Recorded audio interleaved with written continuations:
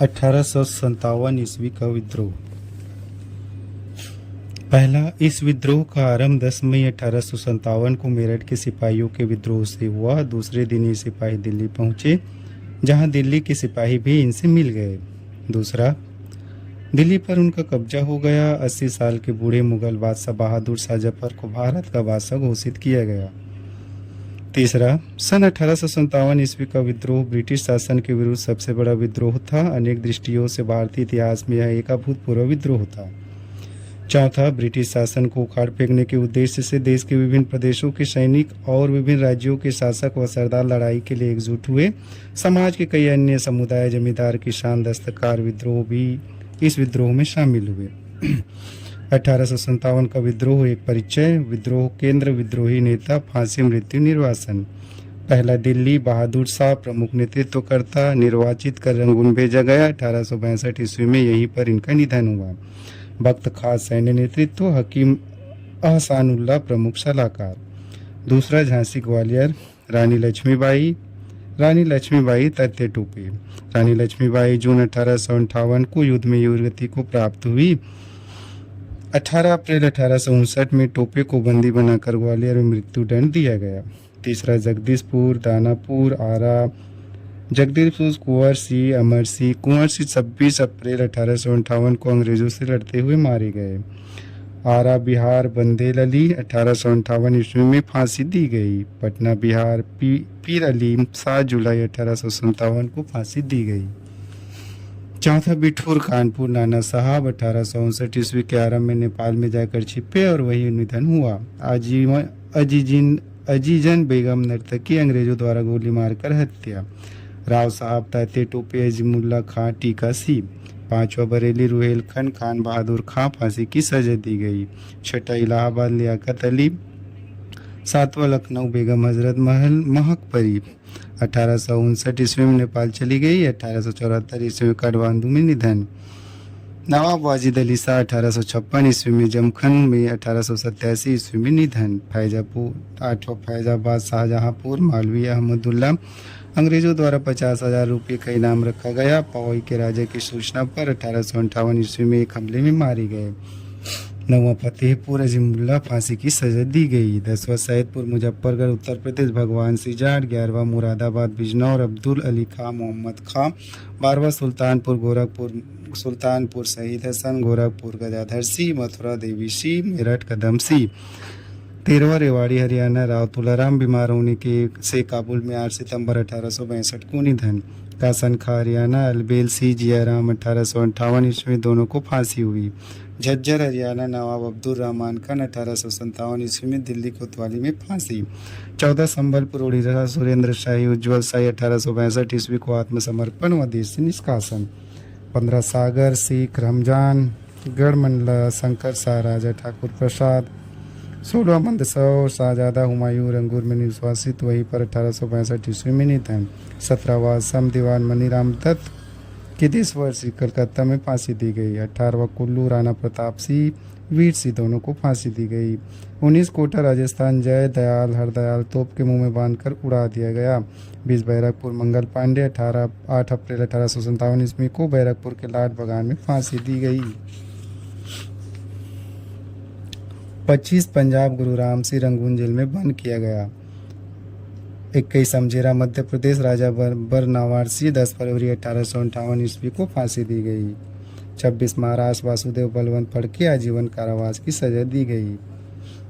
1857 विद्रोह की क्रांति के कारण, ब्रिटिश शासन के प्रति असंतोष। पहला, विद्रोह का कारण भारत में ब्रिटिश नीतियों से उत्पन्न व्यापक असंतोष था। अंग्रेजों की राज्य विस्तार की नीति के कारण भारत के अनेक शासकों और सरदारों में उनके प्रति असंतोष व्याप्त हो गया था।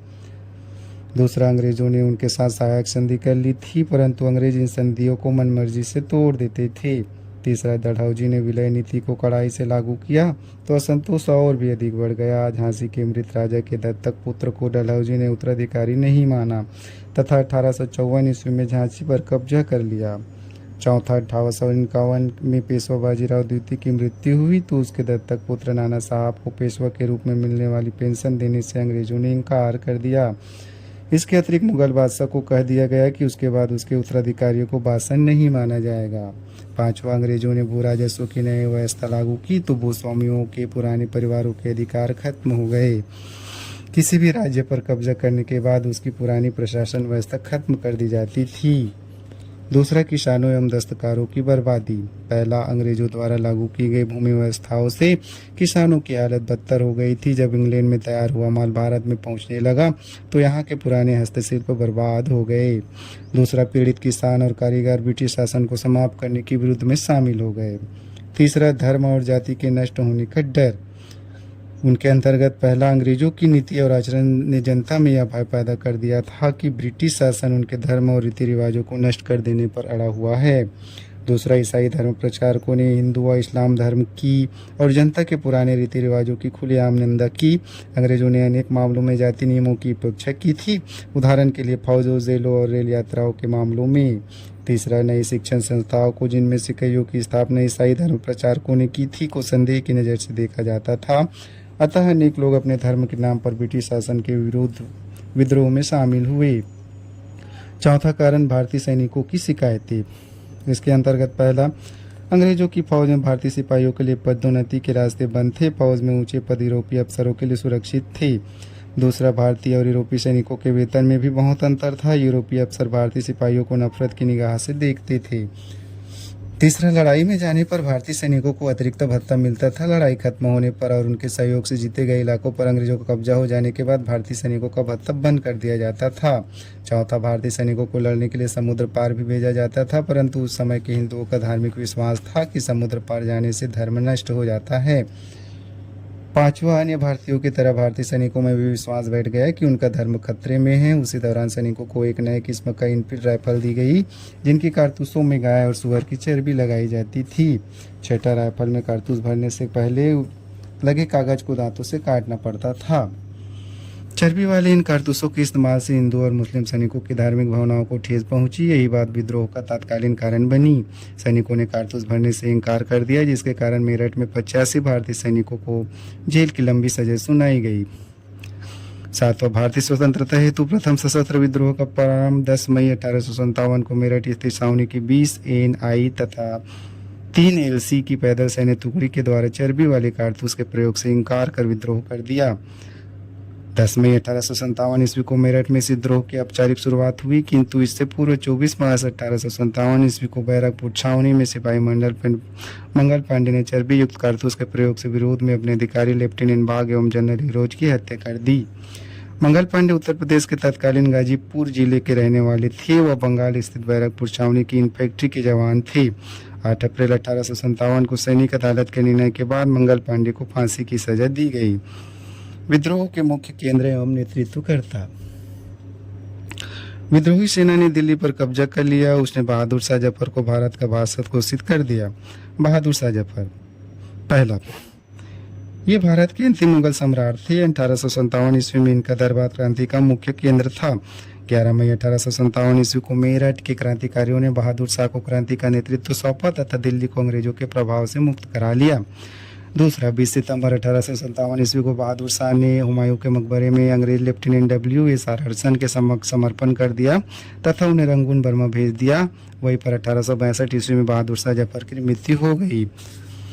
रंगून में स्थित बहादुर शाह की मजार पर लिखा है कि जफर इतना बदनसीब है कि उसे अपनी मातृभूमि में दफन होने के लिए जमीन भी नसीब नहीं हुई। जिन क्षेत्रों में बड़े पैमाने पर विद्रोह नहीं हुए, वहां भी अशांति फैलने के कारण अंग्रेज घबरा गए। असम, उड़ीसा, उत्तर प्रदेश, महाराष्ट्र, हैदराबाद, पंजाब और बंगाल में विद्रोह हुए। दिल्ली, अवध, रुहेलखंड, बुंदेलखंड, इलाहाबाद के आसपास के इलाकों, आगरा, मेरठ और पश्चिमी बिहार में विद्रोह काफी व्यापक और भयंकर था। बाबू कुंवर सिंह। बिहार में विद्रोही सेना का नेतृत्व जगदीशपुर के जमींदार कुंवर सिंह ने किया। कुंवर सिंह बिहार प्रांत में आंदोलन की शुरुआत करने वाले प्रमुख स्वतंत्रता सेनानी थे। दूसरा, कुंवर सिंह अपने युद्ध कौशल और सामंत युद्ध नीति के द्वारा अंग्रेजों का सामना किया था। 26 अप्रैल 1858 ईस्वी को इनकी मृत्यु हो गई। तीसरा, दिल्ली के विद्रोही सेना का मुख्य सेनापति जफर बख्त खां था। नाना साहब पहला, कानपुर में 5 जून 1857 को विद्रोह की शुरुआत हुई, जहां विद्रोह ने नाना साहब को पेशवा घोषित कर दिया और अजमुल्ला उसका मुख्य सलाहकार बना। नाना साहब पेशवा बाजीराव द्वितीय के दत्तक पुत्र थे। उनका वास्तविक नाम धोधोपंत था। धोंधूपंथ था। अंग्रेजों ने उन्हें पेशवा का उत्तराधिकारी मानने से इनकार कर दिया तथा उनकी 8 लाख रुपए की वार्षिक पेंशन बंद कर दी। फलता नाना साहब ने अंग्रेजों के विरुद्ध क्रांतिकारियों का नेतृत्व किया। दूसरा नाना साहब के सैनिकों का नेतृत्व तात्या टोपे कर रहा था। वह एक बहादुर और योग्य नेता था। तात्या टोपे पहला। तात्या टोपे स्वतंत्रता संग्राम के महान सेनानी थे। इनका वास्तविक नाम रामचंद्र पांडुरंग था। इन्हें भारत का गिरिबाडी भी कहा जाता है। इन्होंने अंग्रेजों के विरुद्ध 1857 ईस्वी के स्वतंत्रता आंदोलन को दीर्घकाल तक जारी रखा। अपनी सेना को लेकर इन्हें संकट काल में जंगलों में छिपे रहना पड़ता था। ये अंतिम समय तक अंग्रेजों से लड़ते लड़ते अप्रैल 1859 को शहीद हो गए। महारानी लक्ष्मीबाई। इनके बचपन का नाम मणिकर्णिका था। झांसी के राजा गंगाधर राव के साथ इनकी शादी होने के बाद इनका नाम महारानी लक्ष्मीबाई हुआ। अपने पति की मृत्यु के बाद इन्होंने दामोदर राव नामक एक अल्पवयस्क बालक को गोद ले लिया तथा पुत्र की सरीक्षा बनकर शासन कार्य प्रारंभ किया। लॉर्ड डलहौजी ने गोद निषेध नियम का लाभ उठाकर झांसी के राज्य को ब्रिटिश साम्राज्य में मिला लिया। इस नीति से असंतुष्ट होकर रानी ने बड़ी वीरता के साथ अंग्रेजों से युद्ध किया तथा 17 जून 1858 ईस्वी में ग्वालियर के किले में स्वतंत्रता की लड़ाई लड़ते हुए वीरगति को प्राप्त हुई। बेगम जीनत महल। 1857 ईस्वी की क्रांति राष्ट्रीयता की लड़ाई थी। इस तथ्य को बेगम जीनत महल जैसी साहसी महिला ने आंदोलन में सक्रिय भागीदारी से सिद्ध कर दिया। बेगम जीनत महल प्रतिभाशाली और आकर्षक व्यक्तित्व वाली महिला थी। इन्होंने भी सम्राट के साथ आंदोलन की लड़ाई को बड़े धैर्य और साहस के साथ लड़ी। राष्ट्र की एकता से बेगम जीनत को विशेष स्नेह था। इन्होंने अपनी सुख सुविधा को छोड़कर इन्होंने स्वयं को राष्ट्र सेवा में समर्पित कर दिया। बेगम हजरत महल। वाजिद अली शाह के नौजवान बेटे बिजरिस कादिर को अवध की गद्दी पर बिठाया गया। उसकी मां हजरत महल उसकी ओर से शासन करने लगी। दूसरा बेगम हजरत महल साहसी, धैर्यवान और प्रबुद्ध महिला थी। इन्होंने अपने राज्य के सम्मान को बचाने के लिए अंग्रेजों से संघर्ष किया। रानी अवंतीबाई। मध्य प्रदेश की रियासत रामगढ़ की रानी अवंतीबाई ने अंग्रेजी सेना से संघर्ष करने के लिए एक सशस्त्र सेना का निर्माण किया और क्रांति के दौरान युद्ध में अंग्रेजों से संघर्ष किया। बाद में रानी वीरतापूर्वक लड़ते हुए वीरगति को प्राप्त हो गई। विद्रोह का दमन। संपूर्ण विद्रोह के दौरान हिंदू और मुसलमान कंधे से कंधा मिलाकर लड़े। बरेली में अंग्रेजों के विरुद्ध विद्रोह का नेतृत्व खान बहादुर खान ने किया। बरेली में खान बहादुर खान के नेतृत्व में विद्रोह कर रहे सेनानियों के विरुद्ध हिंदुओं को भड़काने के लिए 50,000 रुपये मंजूर का पुरस्कार रखा गया। दूसरा विद्रोह के नेताओं ने बहादुर शाह को हिंदुस्तान का बादशाह माना। सितंबर 1857 ईस्वी में अंग्रेजों ने दिल्ली पर पुनः अधिकार कर लिया। तीसरा बहादुर शाह को बंदी बनाया गया। उस पर अभियोग चलाकर रंगून बर्मा में निर्वासित कर दिया गया। वहीं पर 1862 में उनकी मृत्यु हुई। चौथा बहादुर शाह के तीनों बेटों को पकड़कर दिल्ली के खूनी दरवाजे के पास उन्हें गोली मारकर मौत के घाट उतार दिया गया। 5 सितंबर 1858 ईस्वी में लखनऊ की ब्रिटिश सैनिकों का अधिकार हो गया, परंतु बेगम हजरत महल ने समर्पण करने से इनकार कर दिया और वह नेपाल चली गई। छठ रानी लक्ष्मीबाई, जो झांसी की रानी के नाम से मशहूर हुई, झांसी से भाग निकली। तात्या टोपे की मदद से उसने ग्वालियर पर अधिकार कर लिया। अंत में जून 1858 ईस्वी में लड़ते हुए उनकी मृत्यु हो गई। सातवां नाना साहब नेपाल चले गए। तात्या टोपे मध्य प्रदेश और राजस्थान में अंग्रेजों से 2 साल तक लड़ते रहे। एक मित्र के विश्वासघात के कारण वह अंग्रेजों के कब्जे में आ गए तथा उन्हें फांसी दे दी गई। 1858 ईस्वी के अंत तक विद्रोह को कुचल दिया गया। विद्रोह के दमन के दौरान और उसके बाद ब्रिटिश सैनिकों ने विद्रोही नेताओं, सैनिकों और आम जनता के साथ अमानवीय व्यवहार किया। 9वां विद्रोह के दौरान भारतीय सैनिकों ने भी निहत्थे अंग्रेजों और युद्धबंदियों के साथ क्रूरतापूर्वक व्यवहार किया। विजयी ब्रिटिश सैनिकों ने बड़े पैमाने पर अत्याचार किए और अधिकाधिक संख्या में लोगों को मौत के घाट उतार दिया। शहरों को विद्रोहियों के अधिकार से